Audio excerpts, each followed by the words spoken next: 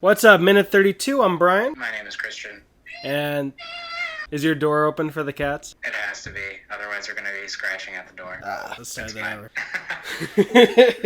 Minute 32 of Dr. No, I'm Brian. My name is Christian. And this is the podcast that takes the longest running, most suave, debonair spy franchise there is and shakes it out one glorious minute at a time, never stirred. Because this is Bond. Minute Bond. Sponsored by Red Stripe, the company from Jamaica who makes beer, and they promise the stripe will never be blue. And I haven't tried it yet. I believe I've had it once before, many years ago. But this is like trying it for the first time, so... Yeah, Christian... I wanted to try it on camera, so you can get my genuine reaction. And before that... So, cheers. Before that, Christian found an 11-ounce bottle, and I could only find... I lied to him. I said I had a 1-ounce bottle. I have a 24-ounce bottle. I knew you had a big bottle. That's what she said. I was like, 1 ounce would be like a tenth of this. That's like a shot. Yeah, it would be really weird. But I said it was some collector's. I believed you because I'm an idiot. 1 ounce bottle. Anyways. Cheers, I'm just man. laughing because I had no... I've been waiting for this moment. I'm just laughing because I had no funny response to you being like, because I'm an idiot. And I was like, I should not be trusted. What do you think? It's not bad. It actually kind of reminds me of like a Mexican beer. I don't know which one though, like a Tecate or something. Yeah, it's been a while since I've had Red Stripe. I had Red Stripe, I think the first time inspired by Three Sheets to the Wind. Yeah, well, I'm glad I don't hate it because I have 6 of these, so... Alright. Yeah, but they went to Jamaica, so I tried Red Stripe. But, if you do hate it, just save it for me. Yeah, I'll save it for you. We'll open one for each recording session we do for Dr. No. So we're going to be done with minute 40 by now, and I think there's 110 minutes, so like 6 more weeks? 7 more weeks? 7 or 8? So you're set for most of that. I'm supposed to what? You're set for most of that if you keep the other 5. Yeah, have one every show? Every week? Once every 10 episodes, essentially. Even though we're on 32. Oh, yeah. Yeah, the next time will be 41. That will pop open a new one. Alright, but this is Bond Minute Bond, not Stripe Red Stripe. So, Christian, what happened in this minute? When time passes like this, like I forget people's names, but alright. I'm going to do my best. Leiter and Bond.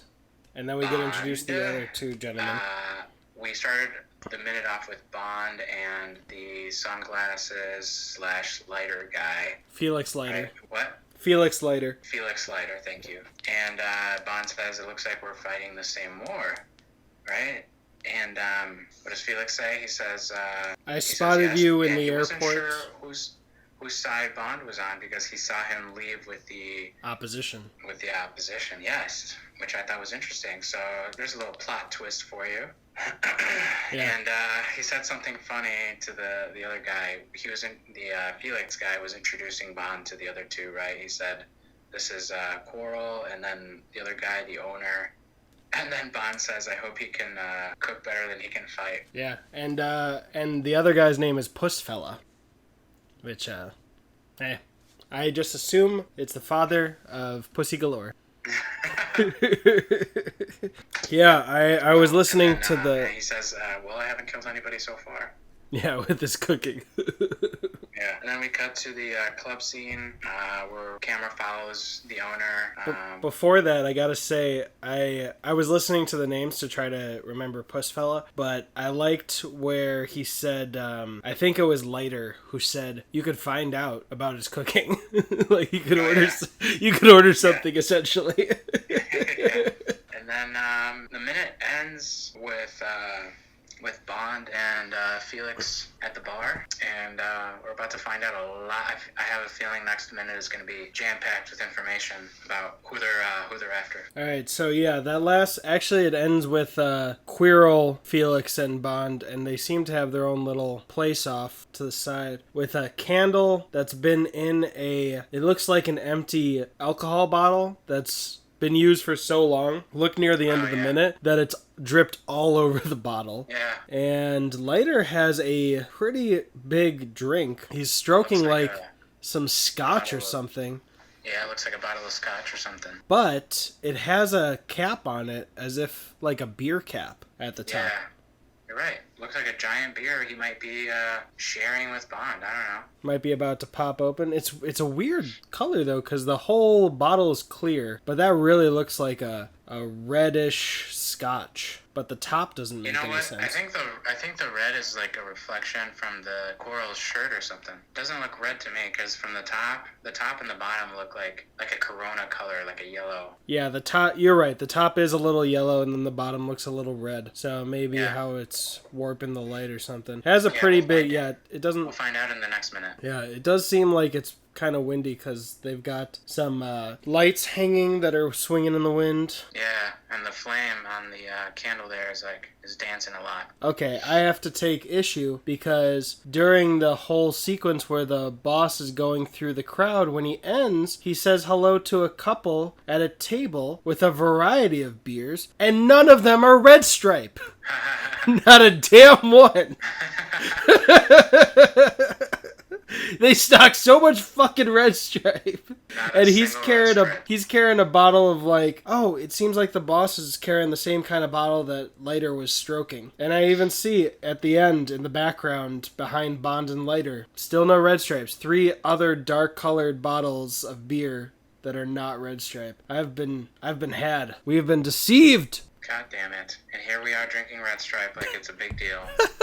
Hey, I dig it. I like it. But yeah, let me watch and see what they said at the end again. Oh yeah, we forgot one very important thing near the end, which is Leiter says, "Well, there you are." Yeah, and that's the only line we get. Yeah, I'm just messing. Yeah, that's where it cuts off at the end. But cool, yeah, I mean, I guess it makes sense that Leiter would stake him out for a minute just to kind of get the lay of the land with him. Like, imagine that. Leiter knows that Bond's coming in at a certain time. He's like, all right, I'm going to give him just an hour before he gets to Government House just to see what he's about, just make sure that I can trust him. And then immediately he's like, he's getting into a taxi. Oh, he's not getting into a taxi. Oh, cool. Our enemy. What? Immediately.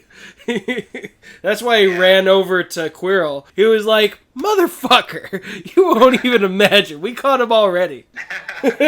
But one thing that I forgot to mention is I was looking back at the minutes as I've been editing and uploading them, and it seems like the person that was at the poker table with Strangway, one of the gentlemen, the one who said, come back before the cards get cold, was the same guy at Government House. Oh. Yeah, and he joined Bond for dinner with the other card players. So, if one of those 3 is a rat, it could be Government House guy. Could be.